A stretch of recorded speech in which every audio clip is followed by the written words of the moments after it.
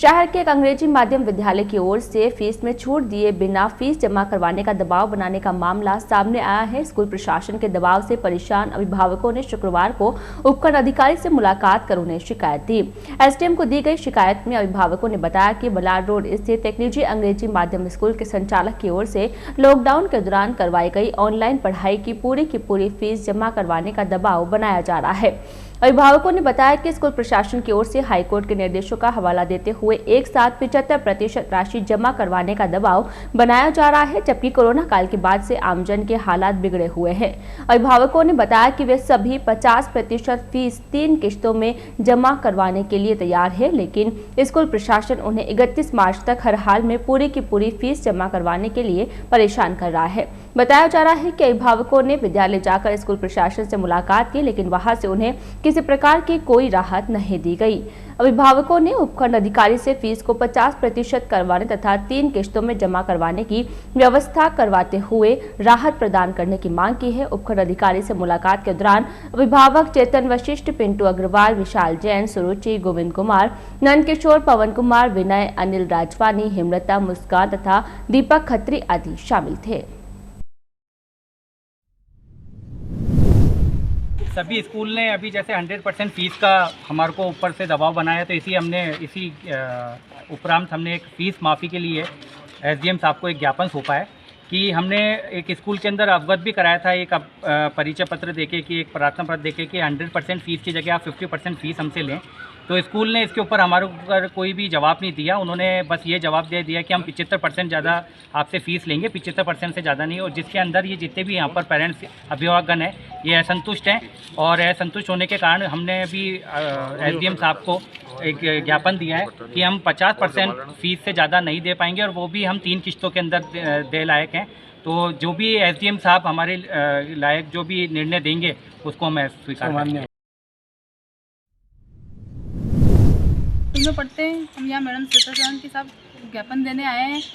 School भी गए, वहाँ भी हमारी कोई सुनवाई नहीं हुई, ना प्रिंसिपल सर हमारे से बात करने आए बाहर, तब हम जाके यहाँ आए। हम चाहते हैं कि हमारी फ़ीस 50% करी जाए, वो 75% ले रहे हैं। ये हमारी फ़ीस यहाँ मैडम को बोला है हमने कि 50% करें। शहर के राजकीय अमृतकोट चिकित्सालय में पर्यावरण प्रेमियों तथा भामाशाहों के सहयोग से पौधों की बहार आई है, जिसके कारण अस्पताल परिसर हरा भरा दिखाई देने लगा है। उक्त कार्य में अस्पताल के कार्मिक भी अपना सहयोग प्रदान कर रहे हैं। इसी क्रम में फार्मासिस्ट रोहित कुमार के जन्मदिन के मौके पर उनकी धर्मपत्नी श्रीमती प्रियंका यादव ने अस्पताल परिसर में पौधारोपण के लिए सहयोग तथा संरक्षण हेतु 2 पौधों के लिए 2400 रुपए की राशि भेंट की। इस मौके पर संस्थान की ओर से रोहित यादव को सपत्नीक पौधायुक्त गमला भेंट कर सम्मानित करते हुए सेवा कार्य हेतु आभार जताया। मालूम हो कि इससे पूर्व यादव परिवार की ओर से अस्पताल में रोगियों की आराम से बैठने के लिए 3 कुर्सियां भेंट की गई है। इस मौके पर फार्मासिस्ट सुरेश जयसवानी, महेंद्र तंवर, पवन पवार, मोहिता राकेजा, पहिपाल सैनी, लोकेश कच्छावा तथा नर्सिंग अधीक्षक नरेंद्र शर्मा आदि उपस्थित थे। श्री नाकोड़ा पार्श्व भैरव मित्र मंडल के तत्वावधान में रविवार को मनोत नगर स्थित श्री सुमतिनाथ जैन मंदिर में श्री नाकोड़ा पार्श्वनाथ व नाकोड़ा भैरव देव के भजनों की जोरदार भक्ति रस की बयार बहेगी। मंदिर के बाहर विशेष पंडाल में रविवार शाम 7 बजे इस भक्ति संध्या का सामूहिक आगाज नवकार महामंत्र की सुमधुर ध्वनियों से होगा। नाकोड़ा पार्श्व भैरव भक्ति संध्या में जयपुर के बाल गायककार सिद्धांत बाफना, पीपलिया कला की मधुर गायिका नेहा विनिधि संचेती तथा रत्नेश सोनीवाल अपने सुमधुर भजनों व गीतों की शानदार प्रस्तुतियों से नाकोड़ा भेरू दादा को रिझाएंगे। इस मौके पर श्री सुमतिनाथ जैन मंदिर में विराजित सभी भगवान की प्रतिमाओं को विशेष आंगियों से सजाया गया। मंदिर परिसर को भी खास सज्जा से सजाया जाएगा। भजन संध्या के मौके पर रविवार को मंदिर में स्नान पूजा, केसर पूजा व परमात्मा की आरती भी की जाएगी, जिसमें मंडल सदस्य व श्रद्धालु श्रावक श्राविकाएं हिस्सा लेंगे।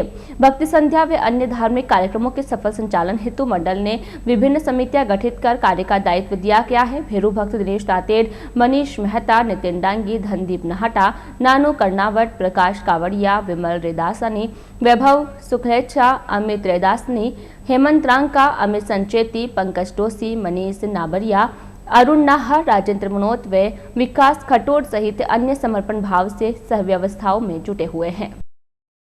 राजस्थान विश्वविद्यालय एवं महाविद्यालय शिक्षक संघ रुकटा ने प्रदेश के गुड़ागौड़जी सरकारी महाविद्यालय के शिक्षक बीएस तंवर पर ड्यूटी के दौरान हमला कर मारपीट करने की निंदा की है। संघ की ओर से आरोपियों के खिलाफ सख्त कार्यवाही करने की मांग को लेकर शुक्रवार को प्रदेश के सीएम के नाम में ज्ञापन दिया गया। संभागीय सचिव जलालुद्दीन काठात के नेतृत्व में एसडीएम कार्यालय पहुंचे शिक्षकगणों ने उन्हें ज्ञापन सौंपकर दोषियों के खिलाफ कड़ी कार्यवाही की मांग की। ज्ञापन में बताया गया कि राजकीय महाविद्यालय गुड़ागौड़जी के सह आचार्य डॉक्टर बीएस तंवर के साथ ड्यूटी के दौरान गंभीर मारपीट की गई, जिसके कारण डॉक्टर तंवर को अस्पताल में भर्ती करना पड़ा। इस मारपीट की घटना से कॉलेज शिक्षकों में भारी रोष व्याप्त है। राजकीय ड्यूटी के दौरान यदि इस प्रकार से शिक्षकों के साथ मारपीट होती है तो फिर महाविद्यालयों में परीक्षा, चुनाव तथा प्रवेश संबंधी कार्य दुष्कर हो जाएगा। अतः स्थानीय रुकटा इकाई की मांग है कि राजकीय महाविद्यालय गुड़ागौड़जी के सह आचार्य डॉक्टर तंवर के साथ मारपीट कर राजकार्य में बाधा पहुंचाने वाले समाज कंटकों का शीघ्र ही कड़ी से कड़ी सजा दिलाई जाए। ज्ञापन देने वालों में doctor MR Singaria, doctor Alok Meena, doctor Girish Singh, Ramswaroop Bhambi, doctor Dushyant Pareek, doctor Naresh Jatiya तथा डॉक्टर अनिता अग्रवाल सहित अन्य शामिल थे। राजस्थान विश्वविद्यालय एवं महाविद्यालय शिक्षक संघ रुकटा की स्थानीय इकाई सनातन धर्म राजकीय महाविद्यालय ब्यावर का एक प्रतिनिधिमंडल माननीय उपखंड अधिकारी महोदय से मिला है और शिक्षकों का जो रोष है, गुस्सा है, वो हमने यहाँ व्यक्त किया है और मुख्यमंत्री के नाम एक ज्ञापन दिया है जिसमें इस बात की मांग की गई है कि गुड़ागौड़जी झुंझुनू जिले में कॉलेज है, वहाँ पर पिछले दिनों परसों एक शिक्षक के साथ विश्वविद्यालय फॉर्म जमा कराते समय डिसिप्लिन बिगाड़ने वाले एक शख्स ने मारपीट की, उनके साथ में बदतमीजी की, जिसके कारण वो घायल हो गए और उनको सफाखाने में हॉस्पिटल में भर्ती होना पड़ा। तो ये जो चुनाव है, प्रवेश है और विश्वविद्यालय की जो परीक्षाएं हैं उसके दौरान जो शिक्षकों की जो ड्यूटी लगती है उस दौरान जो सुरक्षा व्यवस्था और अन्य जो इंतजाम हैं वो चाक चौबंद हो, इस बात को लेकर के हम लोगों ने आज ज्ञापन दिया है और ये मांग की है कि और ध्यान दिया जाए और जिस व्यक्ति ने या जिन लोगों ने ये घटना कारित की है उसके खिलाफ सख्त से सख्त कार्रवाई की जाए। भारतीय हिंदू क्रांति सेना ब्यावर तहसील शाखा ब्यावर के पदाधिकारियों ने सीवरेज लाइन की खुदाई से शहर की सड़कों पर बने खड्डों को दुरुस्त करवाने की मांग उठाई है। इस हेतु सेना पदाधिकारियों ने शुक्रवार को नगर परिषद सभापति नरेश कनौजिया से मुलाकात की। मुलाकात के दौरान पदाधिकारियों ने बताया कि सीवरेज लाइन की खुदाई से शहर खड्डों का शहर बन गया है। खड्डों के कारण शहर की सड़कें छलनी हो रखी है, जिसके कारण आए दिन दुर्घटनाएं घटित हो रही है, जिसमें आमजन चोटिल हो रहा है। इस दौरान सेना पदाधिकारियों ने सड़कों पर हो रहे खड्डों को शीघ्र ही दुरुस्त करवाते हुए आमजन को राहत देने की मांग की है। साथ ही चेतावनी दी है कि अगर समय ऐसा नहीं किया गया तो कोई भी व्यक्ति खड्डों के कारण चोटिल हुआ तो इसकी समस्त जिम्मेदारी सीवरेज लाइन अथॉरिटी की होगी। मुलाकात के दौरान ही सेना पदाधिकारियों ने शहर के सौंदर्यीकरण के तहत सूरजपुर गेट बाहर स्थित सुभाष उद्यान में आई लव ब्यावर के नाम से सेल्फी पॉइंट बनवाने की मांग की है। सभापति से की गई मुलाकात के दौरान सेना लक्की भाटी, भूपेंद्र धनका, सोनू चौहान, देवेंद्र जटिया, राधेश्याम, राहुल शर्मा, राहुल साहू, सत्यनारायण साहू, सुनील फुलवारी, हरीश शर्मा, विशाल माथुर, राकेश गुसाईवाल तथा नारायण सिंह राजपूत आदि शामिल थे। नगर परिषद में चेयरमैन साहब को आई लव यू पॉइंट की ज्ञापन देने आए हैं, जो उनके सानिध्य में बनवाने के लिए बहुत ज़रूरी है। ब्यावर शहर की शान है ये I love you point. Sewerage की बहुत बड़ी समस्या है ब्यावर शहर में, जगह जगह सीवरेज के जो ये चैम्बर बनाए हुए हैं ऊपर नीचे, उनकी जनता दुखी हो रही है, रोज़ एक्सीडेंट हो रहे हैं। कृपया करके इनका निवारण तुरंत कराया जाए। राजगढ़ भैरव धाम के मुख्य उपासक चंपालाल महाराज शुक्रवार को ब्यावर आए। इस दौरान शहर के कई भैरव भक्तों ने महाराज ने मुलाकात कर आशीर्वाद प्राप्त किया। मालूम हो कि महाराज शुक्रवार को शहर की गुप्ता गली निवासी कांग्रेस नेता बीआर सेन के भाई सत्यनारायण सेन के निवास पर पहुंचे थे। यहां पर उन्होंने सत्यनारायण सेन की मृत्यु पर शोक प्रकट करते हुए परिवारजनों को सांत्वना देते हुए दिवंगत की आत्मा की शांति प्रदान करने के लिए परमपिता परमेश्वर से प्रार्थना की। मालूम हो कि स्वर्गीय सत्यनारायण सेन राजगढ़ भैरव धाम के परम भक्त थे। वे अक्सर धाम पर आते जाते रहते थे। शुक्रवार को महाराज के ब्यावर आगमन पर पप्पू सेन, मुकेश सेन, BR सेन, रामनिवास सेन, संपत परिहार, रामेश्वर सिसोदिया, नौरत गहलोत, रतनलाल बरगुर्जर, सत्यनारायण गहलोत, मुकेश सेन, रमेश चंद्र चौहान, अशोक मेहता, देवानंद सहित अन्य समाज बंधुओं ने मुलाकात कर आशीर्वाद लिया। ब्यावर आगमन पर चंपालाल महाराज ब्यावर भैरव भक्त मंडल के प्रीतम जायसवानी के निवास पर उनकी धर्मपत्नी भगवती जायसवानी के निधन पर शोक व्यक्त कर परिवारजनों को सांत्वना दी। इससे पूर्व महाराज पूर्व पार्षद कन्हैयालाल सोनी तथा मोटू भाई कांकरिया के निवास स्थान पर भी पहुंचे, जहां पर स्वर्गीय सोनी तथा कांकरिया के पिताजी के निधन पर श्रद्धासुमन अर्पित करते हुए परिवारजनों को सांत्वना दी। इस मौके पर आशीष चौधरी, राहुल सेन, नरेंद्र जायसवानी, कुलभूषण, वरुण साकला, यतिन पिपावत, भगवत श्याम सुंदर, कृष्णा सागर, जेठा तिलोकानी, दीपक तेजवानी, नवीन गहलोत, रवि खंडेलवाल तथा जितेंद्र पेशवानी सहित भक्त मंडल के अन्य सदस्य मौजूद थे। आम मुस्लिम समाज की ओर से शुक्रवार को जुम्मे की नमाज के बाद जामा मस्जिद चौराहे पर वसीम रिजवी के खिलाफ विरोध प्रदर्शन किया। विरोध प्रदर्शन के दौरान समाज के लोगों ने वसीम रिजवी के खिलाफ नारेबाजी की। मालूम हो कि कुछ दिन पहले वसीम रिजवी ने कोर्ट में एक याचिका दायर कर कुरान की 26 आयतों को हटाने की मांग की थी। याचिका में वसीम ने कहा था कि वे सभी आयतें जिहाद से ताल्लुक रखती है और आतंकवाद को बढ़ावा देती है। विरोध प्रदर्शन के दौरान पॉपुलर फ्रंट ऑफ इंडिया के वाहिद कुरैशी ने बताया कि कुरान शरीफ की उन 26 आयतों में ऐसा कुछ भी नहीं है। जिहाद का मतलब होता है संघर्ष करना, इंसाफ के लिए संघर्ष करना, अपने हक के लिए संघर्ष करना, जुल्म के खिलाफ संघर्ष करना, अपने बच्चों को अच्छी तालीम देने के लिए संघर्ष करना, अपने परिवार को खुश रखने के लिए संघर्ष करना। कुरैशी ने बताया कि जिहाद का मतलब यह नहीं है कि किसी पर जुल्म करना, बम फेंकना, आतंकवादी बनाना। वसीम रिजवी जैसे लाखों लोग भी अगर चाहे तो कुरान की आयतों को मिटाना तो वह कुरान का एक लफ्ज भी नहीं मिटा सकते, क्योंकि कुरान की हिफाजत की जिम्मेदारी अल्लाह की है। वसीम रिजवी का पुतला जलाया गया और आम मुसलमानों की तरफ से जलाया गया। ये वसीम रिजवी RSS और BJP का इसको वो दाना डाल दी है और ये मुसलमानों को बदनाम करने के लिए एक याचिका दायर की है इसने कोर्ट के अंदर, जिसमें 26 आयतों को हटाने का उसने याचिका दायर की है। और ये 26 आयत है जिहाद के मुताबिक है। ये नहीं पता है कि जिहाद क्या होता है। जिहाद का मतलब होता है संघर्ष करना। संघर्ष क्या होता है? संघर्ष करना अपने बच्चों को अच्छी तालीम कर दिलाना। संघर्ष वो है जो अपने घर वालों को पेट भरना, वो संघर्ष कहलाता है। संघर्ष वो है इंसाफ के लिए लड़ना। और हमने इसके वसीम रिजवी के पोस्टर भी जलाए और पूरे रोड पर जामा मस्जिद चौराहे से लेकर लोहारन चौपाट से लेकर पंडित मार्केट चौराहे तक इसके पोस्टर जमीन पर चिपकाए गए हैं। जिला क्षय निवारण केंद्र ब्यावर में बहुउद्देशीय कार्यकर्ताओं एवं अन्य उपचार समर्थकों के लिए 2 दिवसीय आवासीय प्रशिक्षण का आयोजन किया गया। जिला क्षय रोग अधिकारी डॉक्टर लोकेश कुमार गुप्ता ने बताया कि जिला क्षय निवारण केंद्र पर आयोजित उक्त प्रशिक्षण में ब्यावर, जवाजा, मसूदा व बिनाई के स्वास्थ्य कार्यकर्ताओं को TB रोग से संबंधित प्रशिक्षण दिया गया। इस दौरान उपस्थित कार्मिकों को वर्ष 2025 तक TB उन्मूलन करने हेतु केंद्र सरकार की ओर से जारी गाइडलाइन के बारे में जानकारी देते हुए उसे फॉलो करने के निर्देश दिए गए। प्रशिक्षण के दौरान डॉक्टर अखिलेश वर्मा, जितेंद्र कुमार, अमित कुमार तथा दिनेश कुमार आदि ने कार्मिकों को प्रशिक्षण दिया। सभी पैरामेडिकल स्टाफ अजमेर जिले में जो विभिन्न PSC CSCs पर कार्यरत है, ANM GNM जो TB का कार्य देख रहे हैं, उनका 2 दिवसीय प्रशिक्षण आयोजित किया जा रहा है अमृतपुर अस्पताल में। इसमें सभी को TB की रिसेंट गाइडलाइंस के बारे में बताया जाएगा, साथ ही TB के लक्षण, डायग्नोसिस, उपचार एवं फॉलोअप के बारे में बताया जाएगा। साथ ही निक्षय पोषण योजना के बारे में बताया जाएगा। एवं हम जो चाह रहे हैं कि जो भी क्वेरीज हैं फील्ड में, जो परेशानी आ रही है TB के इलाज से संबंधित, डायग्नोसिस संबंधित, उनको पूरा किया जाए। TB के संभावित रोगियों को तुरंत इलाज मिले, तुरंत जांच कराई जाए, इस तरह का इस ट्रेनिंग का मकसद रहा है। साथ ही वर्ल्ड TB डे 24 मार्च के लिए मैं सभी से निवेदन करना चाहूँगा कि TB को 2025 तक एलिमिनेट करना है। ये भारत सरकार का प्रण है कि TB को 2025 तक एलिमिनेट कर दिया जाएगा। इसी के लिए ये ट्रेनिंग का आयोजन इसी कड़ी में किया जा रहा है। TB हारेगा, देश जीतेगा।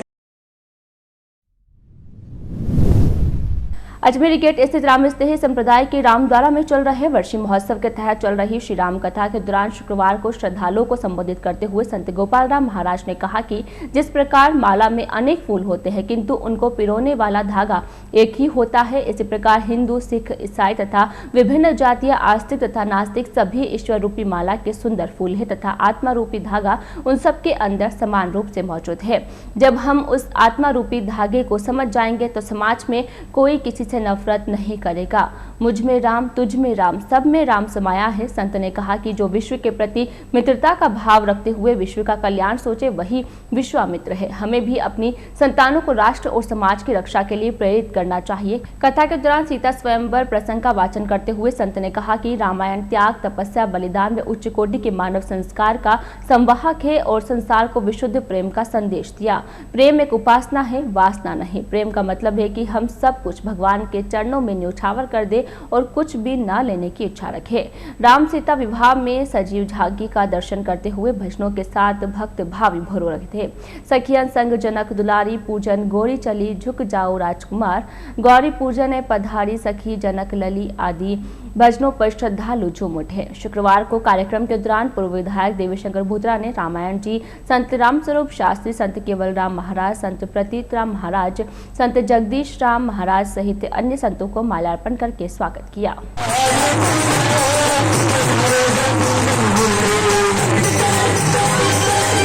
शहर के उदयपुर रोड स्थित पावना के ढाबे के समीप NH 8 पर एक ट्रक चालक ने लापरवाही पूर्वक ट्रक चलाते हुए एक स्कूटी को चपेट में ले लिया, जिस कारण स्कूटी सवार गंभीर रूप से घायल हो गया। घटना के बाद ट्रक चालक ट्रक सहित मौके से फरार हो गया। इस दौरान पीछे से आ रहे राहगीरों ने घायल युवक को उपचार के लिए राजकीय अमृतपुर अस्पताल में भर्ती कराया, जहाँ पर उसका उपचार जारी है। जानकारी के मुताबिक अजमेर के पंचशील नगर निवासी राकेश पाटनी पुत्र निहाल चंद पाटनी, जो की टाटगढ़ उपखंड की मातुवाड़ा स्कूल में शिक्षक के पद पर कार्यरत है, शुक्रवार शाम को जब वह अपनी ड्यूटी खत्म करने के बाद अपनी स्कूटी पर सवार होकर ब्यावर आ रहा था। इस बीच राष्ट्रीय राजमार्ग स्थित पावना के ढाबे के समीप उक्त घटना हो गई, जिस कारण राकेश गंभीर रूप से घायल हो गया। प्रदेश में कोरोना संक्रमण की दूसरी लहर को लेकर गुरुवार को राजधानी जयपुर में मुख्यमंत्री के सानिध्य में एक बैठक का आयोजन किया गया। उक्त बैठक में प्रदेश के चिकित्सा विभाग के अधिकारियों ने भी वीसी के माध्यम से शिरकत की। बैठक के दौरान मुख्यमंत्री ने देश भर में कोरोना की दूसरी लहर के आंकड़ों को खतरनाक बताते हुए कहा कि विगत वर्ष की तुलना में इस वर्ष मार्च में सामने आ रहे कोरोना संक्रमण की दर 2.5 गुना अधिक है, जो आमजन के लिए खतरनाक है। वीसी को लेकर राजकीय अमृतकोर चिकित्सालय के पीएमओ डॉक्टर आलोक श्रीवास्तव ने शुक्रवार को मीडिया कर्मियों से बातचीत की। चर्चा के दौरान पीएमओ डॉक्टर श्रीवास्तव ने बताया कि दूसरी लहर के आंकड़े खतरनाक है, अतः आमजन को चाहिए कि पूर्व की भांति गाइडलाइन की पालना करते हुए मास्क का उपयोग करते हुए सोशल डिस्टेंसिंग की पालना करें, साथ ही बार बार अपने हाथों को साबुन आदि से धोते रहे और सैनिटाइजर का उपयोग करें। उन्होंने बताया कि वर्तमान में कोरोना योद्धाओं तथा वरिष्ठ नागरिकों का टीकाकरण किया जा रहा है। टीकाकरण को लेकर भी अधिकांश लोगों में भ्रांतियां फैल रही हैं। उन्होंने बताया कि कोरोना टीका रोग से बचने के लिए आवश्यक है, टीके की कोई साइड इफेक्ट नहीं है। अगर टीका लगाने के बाद भी किसी व्यक्ति में संक्रमण हो जाता है तो इसका सबसे बड़ा कारण संबंधित व्यक्ति के शरीर में संक्रमण से बचाव की क्षमता का विकास नहीं होना है। अतः वरिष्ठ जनों को टीका अवश्य लगावे और गाइडलाइन की पालना अवश्य करें। कल दिनांक 18 तारीख को माननीय मुख्यमंत्री की अध्यक्षता में वीसी का आयोजन किया गया था, जिसमें उनके माध्यम से बताया गया कि पिछले 14 दिनों के अंदर 10 दिनों के अंदर कोविड की जो पॉजिटिविटी रेट है वो लगभग 2.5 से 3 गुना हो गई और इस बात को सरकार ने बहुत गंभीरता से लिया गया है। और इसका जो मेन कारण जो समझ में आ रहा है वो समझ में ये आ रहा है कि हम लोगों ने कोविड को बहुत इजी लेना प्रारंभ कर दिया गया है। हम लोगों ने प्रोटोकॉल्स फॉलो करने बंद कर दिए हैं, हम लोगों ने मास्क लगाना बंद कर दिया गया है, हमने भीड़ भाड़ में हम लोग आसानी से जा रहे हैं और किसी तरह की हम सुरक्षा की जो प्रॉपर जो गाइडलाइन थी कोविड की उनको फॉलो नहीं कर रहे हैं। उसकी वजह से ही कोविड बहुत तेज़ी से फैल रहा है और ये बहुत ही अच्छी स्थिति नहीं है कि 10-15 दिन के अंदर ही जो फिगर्स हैं वो लगभग 2.5 से 3 गुना हो गए। इस बात से हम अंदाज़ा ये लगा सकते हैं कि पिछले वर्ष जब कोविड आया था उस समय की रेट भी इतनी फास्ट नहीं थी। यदि हमको पता पड़ गया कि इस बार जो संक्रमण की जो रेट है बहुत ज़्यादा है, तीव्र है, तो आपका मास्क, आपका हाथ धोना, आपका हाइजीन रखना, ये वैक्सीन से भी ज़्यादा प्रभावी चीज़ है आपको रोकने के लिए, क्योंकि जो वैक्सीन लग रही है वो 60 साल से ऊपर लग रही है और कोमोर्बिड लोगों के लिए लग रही है। तो यदि हम देखें गहराई से तो प्रॉपर गाइडलाइंस से यदि हम रहते हैं तो वो भी वैक्सीन का काम करेंगे। तो आप लोगों से निवेदन है कि कोविड का दंश जो हमने पिछले वर्ष झेला है उसको इस समय नहीं दोहराएं, और ये सब हमारे हाथ में ही है। हम लोग बहुत ध्यान से मास्क लगाएं, ध्यान से बिल्कुल हाथ वाथ धोएं, हाइजीन का ध्यान रखें। शहर में बंद पड़ी स्ट्रीट लाइटों को लेकर आए दिन जनप्रतिनिधियों व परिषद कार्मिकों में आए दिन विवाद की स्थिति बन जाती है।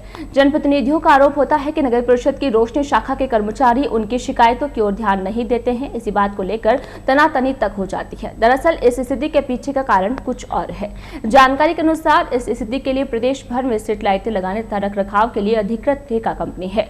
नगर परिषद रोशनी शाखा प्रभारी राजेंद्र सिंह ने बताया कि ठेका कंपनी की ओर से समय पर पर्याप्त सामग्री उपलब्ध नहीं करवाने के लिए ऐसी स्थिति पैदा हो जाती है और जनप्रतिनिधि इसके लिए नगर परिषद को जिम्मेदार ठहराते हुए विरोध जताते हैं। सिंह ने बताया कि प्रदेश भर में डीएलबी की ओर से निकायों में स्ट्रीट लाइटें लगाने तथा उसका रखरखाव करने के लिए ईएसएल कंपनी को ठेका दिया है। यह कंपनी ही प्रदेश भर के निकायों में रखरखाव आदि का काम करती है। राजेंद्र सिंह ने बताया कि कंपनी की ओर से पर्याप्त सामग्री नहीं भेजने के कारण शहर में अधिकांश शिकायतों का निवारण नहीं हो पाता है। उन्होंने बताया कि ठेके की शर्तों के अनुसार 48 घंटे में कंपनी की ओर से शिकायत का निवारण नहीं किया जाता है तो 25 रुपए प्रति पॉइंट पेनल्टी बनाई जाकर डीएलबी भिजवाई जाती है। डीएलबी कंपनी के लिए बिल भुगतान से पेनल्टी वसूलती है। उधर जानकारी मिली है कि ईएसएल कंपनी का बिल भुगतान बकाया चल रहा है, जिसके कारण कंपनी ने सामग्री भिजवाने के लिए हाथ खड़े कर दिए हैं। डीएलबी और सरकार और नगर निकाय के एमओ के अनुसार 7 साल तक कार्य मेंटेनेंस लगाने का कार्य लाइटें लगाई इन्होंने और मेंटेनेंस का कार्य भी 7 साल तक किया जाना जो 2023 तक करेगी। अब ये कंपनी सामान समय पे नहीं भिजवाने के कारण ये शहर में बंद लाइटों की शिकायतें बढ़ती जा रही है और सामान आ रहा बिल्कुल ना की बराबर, कभी 20 ड्राइवर कभी 40 ड्राइवर। इससे हम शहर की सारी समस्याओं को, वो बंद लाइटों की शिकायतों को समय पर निस्तारण नहीं कर पा रहे और कंपनी को आयुक्त महोदय द्वारा नोटिस भी जारी किया गया है कि जल्द से जल्द पर्याप्त मात्रा में ड्राइवर भेजे ताकि वो इनका निस्तारण समस्याओं का निस्तारण किया जा सके और बंद लाइट चालू की जा सकती है। और आए दिन हमें पार्षद भला बुरा कहते हैं, ये समस्या आ रही है, हमारे पास पर्याप्त साधन नहीं आ रहे, पर्याप्त मात्रा में सामान नहीं आ रहा, इसलिए मेंटेनेंस नहीं करवा पा रहे हैं। कंपनी हमें टाइम पे सामान नहीं भिजवा रही है, इस कारण से ये शिकायतें डिले हो रही है, जिसका हम नियमानुसार शर्तों के वो एमयू के शर्तों के अनुसार इनकी पेनल्टी 48 घंटे में जो समस्या सोल्व नहीं हो रही है उस पर 50 रुपये पर लाइट 25 रुपये पर लाइट पर डे की पेनल्टी लगा रहे हैं। हर ये पेनल्टी जोड़ के इनके बिलों में आगे भेजते हैं डीएलबी को, उसमें से ये कटौती होगी। इस बुलेटिन में फिलहाल इतना ही। पूरी टीम के साथ दीजिए इजाजत, फिर मिलेंगे। नमस्कार।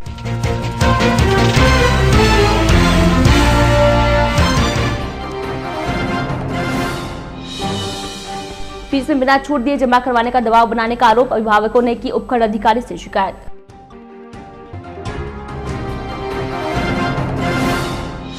हुडागौरजी महाविद्यालय के शिक्षक तंवर पर हमले की निंदा, दोषियों पर कार्यवाही की मांग को लेकर सीएम का नाम दिया ज्ञापन।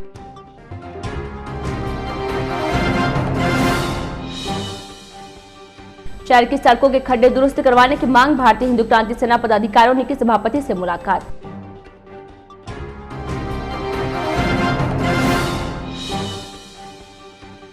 और पॉपुलर फ्रंट ऑफ इंडिया ने किया वसीम रिजवी के खिलाफ प्रदर्शन, कुरान शरीफ की 26 आयतों को हटाने संबंधी याचिका का किया विरोध।